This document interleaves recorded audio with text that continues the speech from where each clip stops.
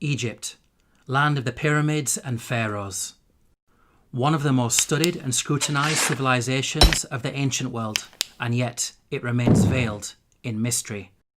In this video, we are going to see that the Qur'an reveals secrets about Egypt that until recently were lost to mankind.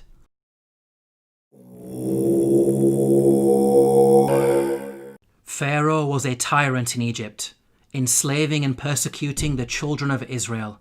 The Qur'an states the following about the death of Pharaoh and his supporters.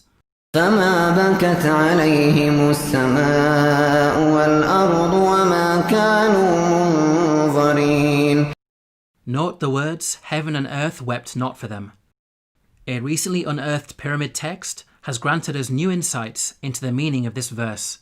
The pyramid text reads, "The sky weeps for you, the earth weeps for you, when you ascend to heaven as a star." Here, the pyramid text praises Pharaoh, claiming that upon his death he will ascend through the sky and claim supremacy of the heavens by becoming a star. We can see that the Qur'an quotes the pyramid text directly in its rebuttal of Egyptian adulations of Pharaoh. What's amazing is that knowledge of the ancient Egyptian language of hieroglyphics was lost to mankind at the time the Qur'an was revealed.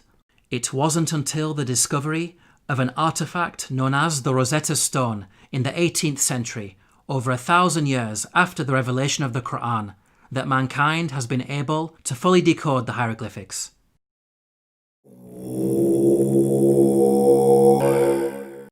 When you hear the word Pharaoh, what comes into your mind? Most people think of the supreme ruler of Egypt. This is correct, but the word did not always refer to the supreme ruler. Ancient Egyptian history is divided into different periods. The word Pharaoh, Egyptian Perah, had different meanings depending on the period of Egyptian history. Historically, the word Pharaoh only started being used as a title for the supreme ruler much later in Egyptian history, during the New Kingdom period. Before this, the word meant great house and was used to refer to the royal palace. The Encyclopedia Britannica states, Pharaoh, originally the royal palace in ancient Egypt. The word came to be used for the Egyptian king under the New Kingdom. Let's now analyze the Qur'an's accounts about Egypt in light of these historical facts. Like the Bible, the Qur'an discusses the prophets Joseph and Moses, who both spent time in Egypt.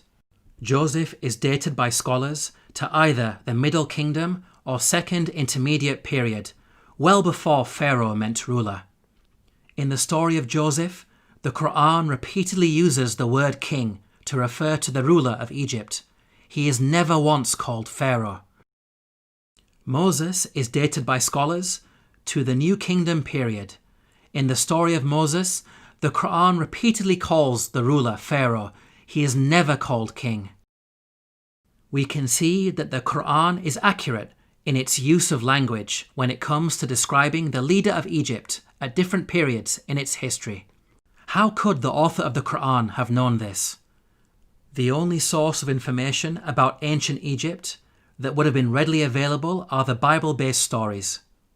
To claim that the Qur'an copied from the Bible is problematic because the Bible uses the word Pharaoh to refer to the Egyptian ruler in the story of Joseph, which is historically inaccurate. The Qur'an cannot have copied from the Bible because the Qur'an corrects the Bible.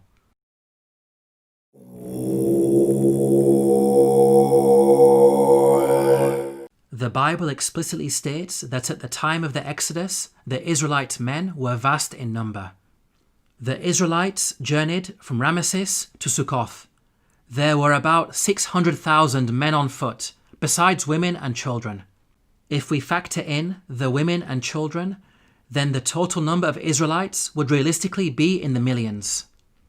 This claim of a vast nation is problematic in light of other information that the Bible provides. Firstly, Pharaoh is said to have appointed 2 midwives to deliver and murder Israelite babies.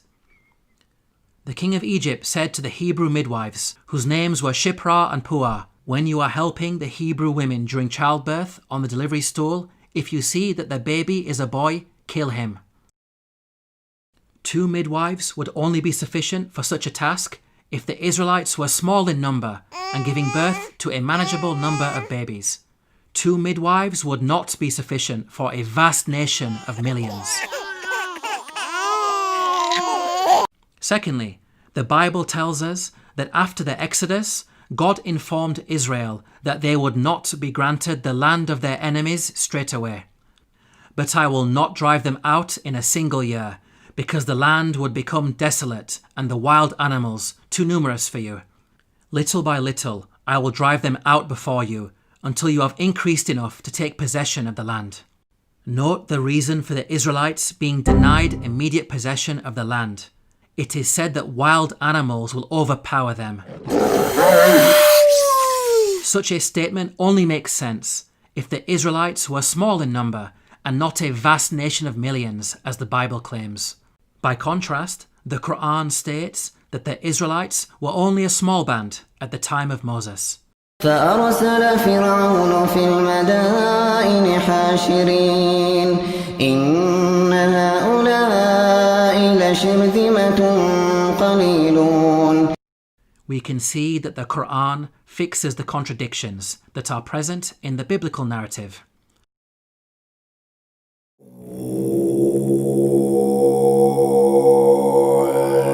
The Qur'an states that the punishment of crucifixion was used in ancient Egypt from the time of Moses all the way back to the time of Joseph.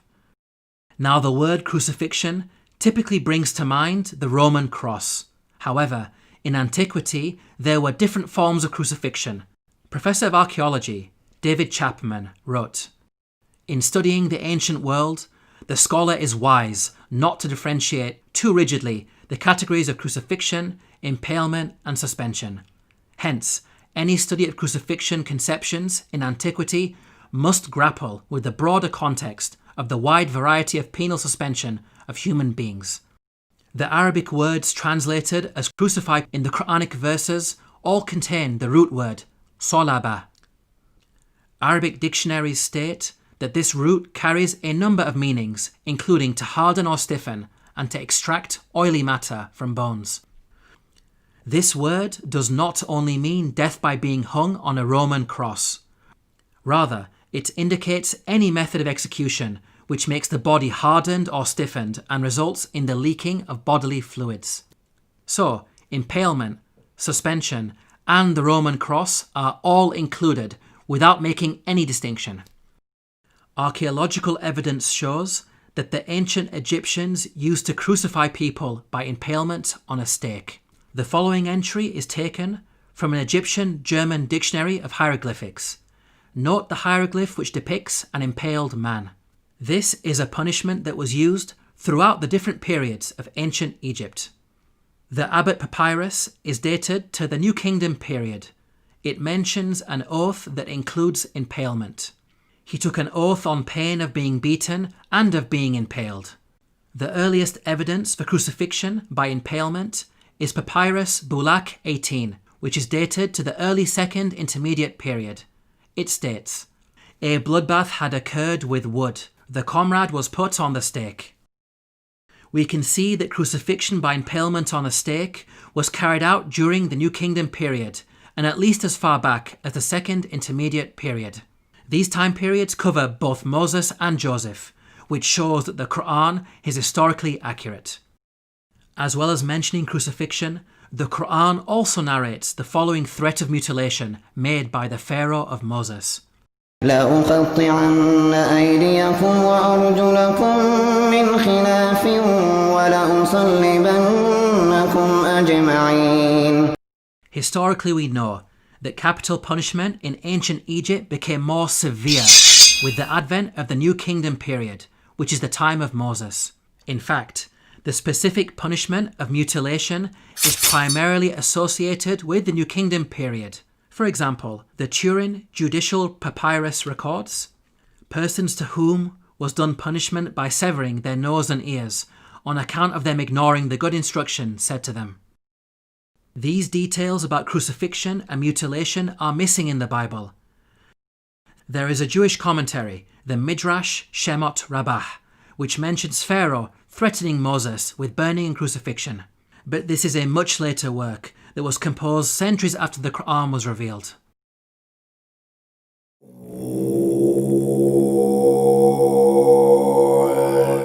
Neither the Bible nor Qur'an identifies the Pharaoh of Moses by name.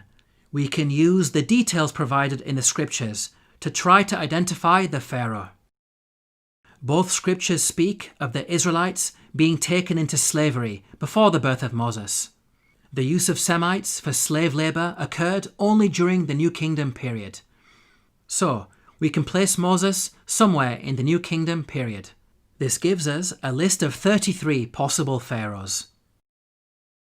Both scriptures also speak of an exodus of the Israelites out of Egypt. The Merneptah stele is an important artifact that contains the first explicit reference to Israel in the archaeological record. It is dated to around 1208 BCE.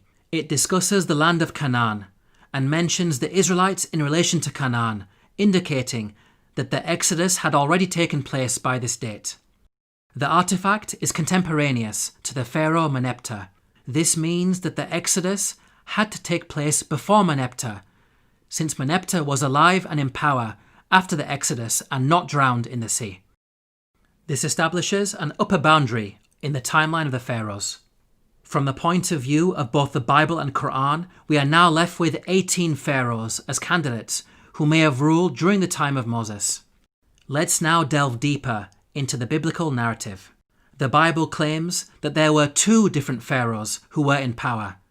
The first died while Moses was in hiding in Midian. When Pharaoh heard of this, he tried to kill Moses, but Moses fled from Pharaoh and went to live in Midian. During that long period, the king of Egypt died. The new Pharaoh continued his predecessor's persecution of the Israelites, and it was his second Pharaoh who was later drowned when Moses crossed the sea. The Bible gives us a timeline for these events. The burning bush encounter with God took place when Moses was 80 years old. So from his birth to the Exodus, there was a span of at least 80 years, during which 2 pharaohs ruled Egypt.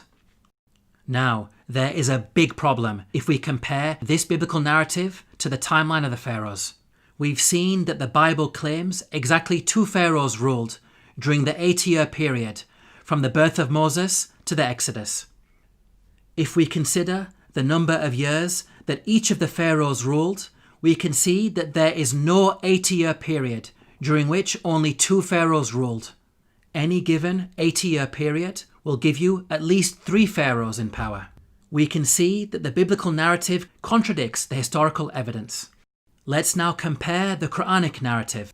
Unlike the Bible, the Qur'an depicts a single pharaoh reigning from the birth of Moses all the way up to the Exodus.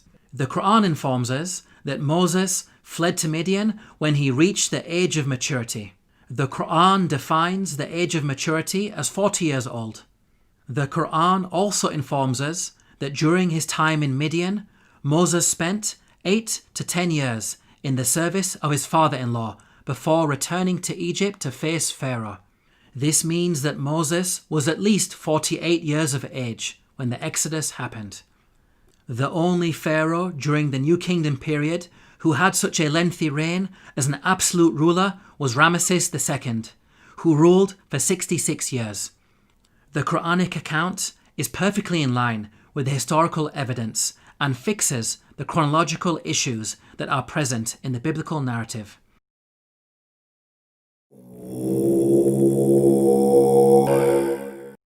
Let's now compare the life and religion of Ramesses II to the claims that the Qur'an makes about the Pharaoh of Moses. وَإِنَّ فِرْعَوْنَ لَعَالٍ فِي الْأَرْضِ وَإِنَّهُ لَمِنَ الْمُسْرِفِينَ. This claim that the Pharaoh of Moses was extravagant has been proven by archaeological discoveries, which show that Ramesses II was the grandest of the pharaohs. The archaeologist Peter Clayton wrote, "His genuine building achievements are on a Herculean scale." The archaeologist Eric Uphill wrote, "The palace of Ramesses was probably the vastest and most costly royal residence ever erected by the hand of man."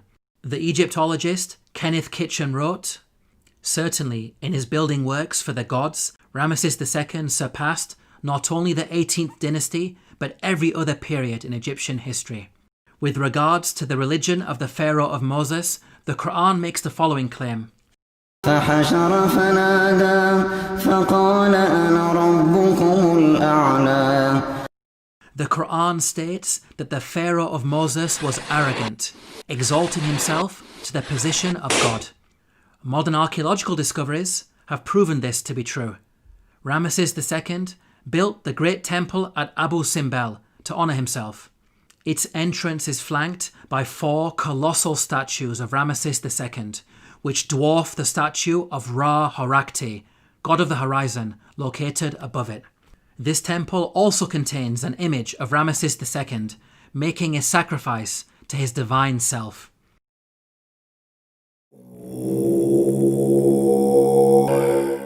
The Qur'an makes the following claim about the Pharaoh of Moses, who God drowned in the sea. فاليوم ننجيك ببدنك لتكون لمن خلفك آية. We can see that the Qur'an explicitly states that the Pharaoh's body will be preserved as a sign for future generations. Note that the Qur'an never makes such a statement about any of the other destroyed nations that it discusses, typically stating that their abandoned buildings and ruins have been made signs for later generations. This claim about a body being preserved is unique to the Pharaoh of Moses. The body of Ramesses II was discovered by archaeologists in the year 1881 CE. The mummy has been on display in the Cairo Museum, and over the last century, it has been seen by millions of tourists from all over the world. In the following documentary, Sir Tony Robinson states that Ramesses II is one of the few pharaohs whose body has survived largely intact. Just across the river from Luxor lies the famous Valley of the Kings, where Ramesses himself was buried. His mummy was discovered in 1881. One of the few pharaohs whose body has survived largely intact. Historically, priests had concealed his body in a secret location in the year 1000 BCE because of a problem with grave robbers. Nothing was known about his mummy in the intervening period of almost 3,000 years. At the time the Qur'an was revealed, the whereabouts and fate of Pharaoh's body was unknown. During the 3,000-year period in which the body was hidden, it could easily have been damaged or stolen. It may have even remained lost forever, locked away in its secret location, never to be rediscovered. If you think about it, these statements in the Qur'an are not only historically accurate, but also represent quite a bold prophecy.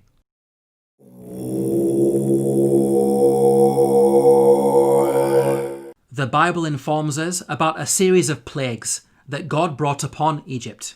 The book of Exodus informs us that the first 6 of these plagues are as follows.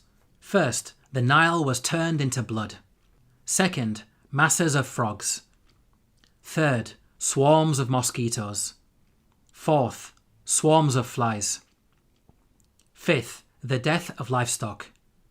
Sixth, boils on people and animals. Now at first glance, this series of plagues in the biblical narrative may seem random and unrelated. However, the Qur'an sheds light on these events. The Qur'an states the following about the divine punishments against Egypt. فأرسلنا عليهم الطوفان والجراد والقمل والضفادع والدم آيات مفصلات فاستكبروا. Notice the first punishment mentioned by the Qur'an, a flood. This is an important detail that is not found in the Bible. This punishment of a flood actually explains the 6 seemingly random and unrelated plagues in the biblical narrative. A flood would result in high concentrations of red earth entering the Nile River and causing a blood-like colour, killing fish and making the water undrinkable, as described in the biblical narrative. This phenomenon is attested to historically, as recorded by a Middle Kingdom Egyptian sage. See, the river is blood. One shrinks from other people and thirsts for water. The rest of the biblical plagues are also easily explained as a consequence of the flood. Frogs, mentioned in plague number 2, are known to fill the land after Nile floods. The death of the frogs recorded in the biblical narrative can be caused by contamination of anthrax that was carried over from the rotting fish. Mosquitoes, mentioned in plague number 3, proliferate after Nile floods, as the pools of water left over from the flooding would have allowed them to overbreed. Swarms of flies, mentioned in plague number 4, will be brought about by the massive death of frogs on the land. The death of pasturing livestock, mentioned in plague number 5, can be explained by anthrax, as brought on the land by the frogs. The boils on humans and cattle, mentioned in plague number 6, may have been caused by bites. The stable fly in particular is infamous for its vicious biting of mammals.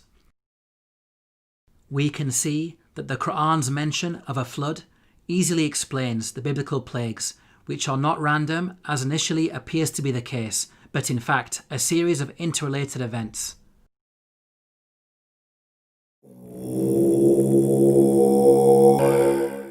The Qur'an mentions the following incident about Joseph while he was in Egypt.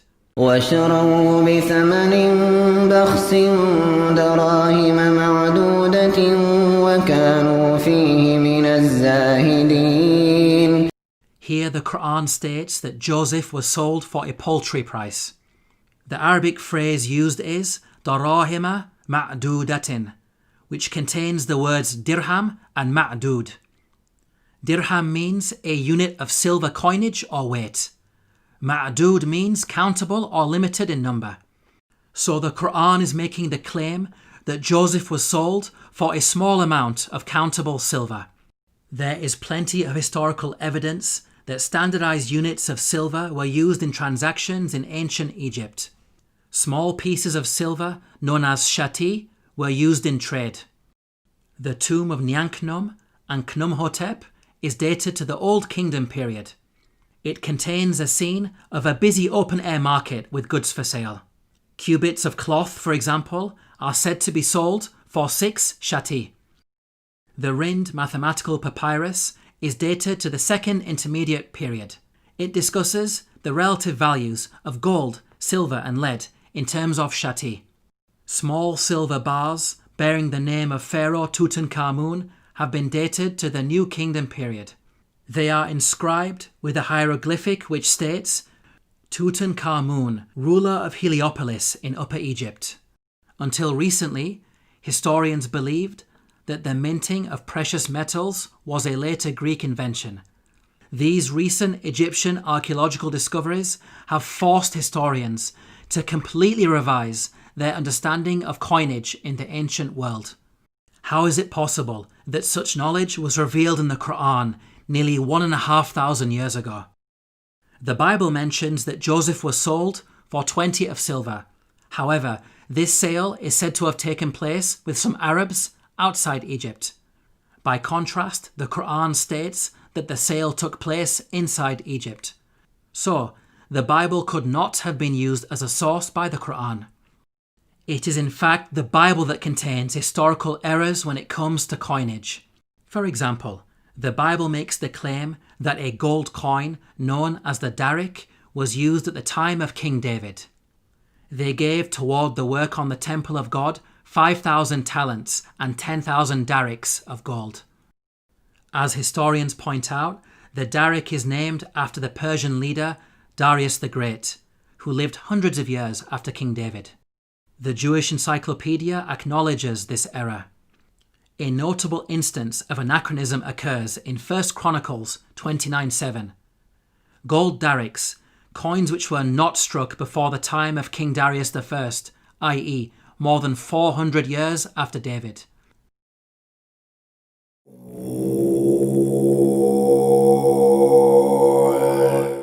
The Qur'an narrates the following conversation between the Pharaoh of Moses and an individual referred to as Haman. وقال فرعون يا هامان ابن لي صرحا لعلي أبلغ أسباب السماوات فأطلع إلى إله موسى وإني لأظنه كاذبا. Here Pharaoh commanded Haman to build a tower that would allow him to reach the heavens. It's important to understand that Pharaoh's intention was not to literally scale a tower to reach the sky. Rather, it's a reference to the Egyptian belief that after death, the Pharaoh would ascend from earth to heaven, taking his place among the gods. As we covered earlier, the author of the Qur'an had an awareness of ancient pyramid texts that detailed such beliefs. Egyptian monuments housed the bodies of dead pharaohs. These monuments acted as a bridge between this world and the next. They were filled with religious writings that served as instructions to help the dead pharaoh ascend to the heavens. Hence, the person in charge of constructing such a monument for Pharaoh would not only need to be skilled in architecture, but also highly knowledgeable in religion, a builder-priest of sorts. Let's now turn to history to see if we can identify an individual known as Haman, who was both a builder and a priest. Earlier we concluded that Ramesses II was the pharaoh at the time of Moses, so we will focus on this time period. A block statue in the Egyptian Museum of Munich contains a biographical account of the life of a high priest named Baken Khonsu.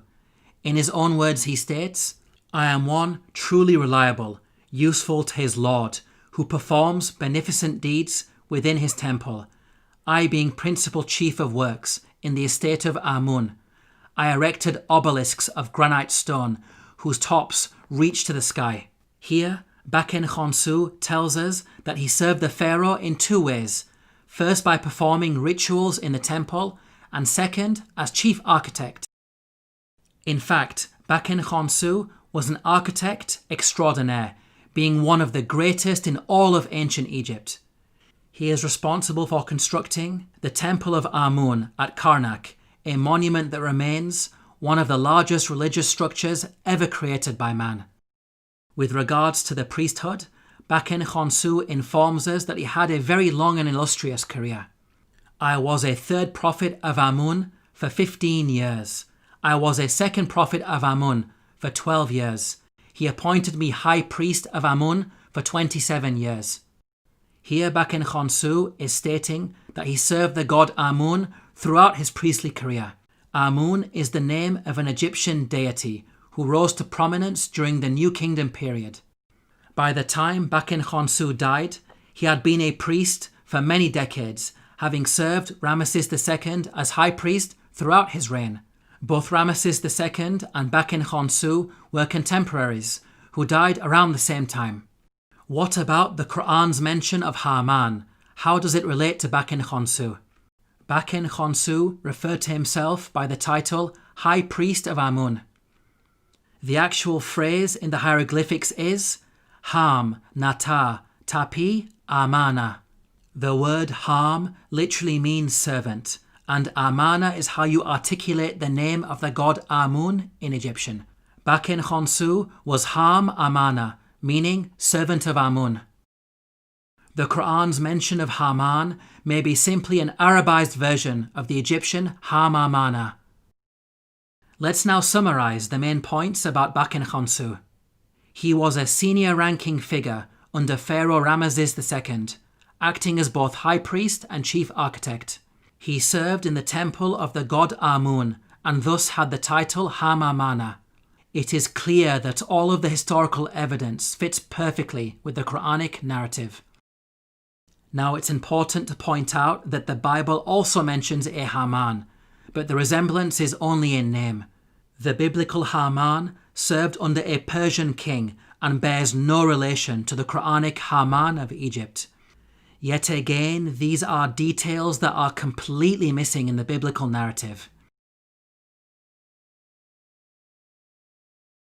In this video, we have seen that the Qur'an has a remarkable insight into many facets of ancient Egypt, revealing long-lost knowledge while also correcting the Bible.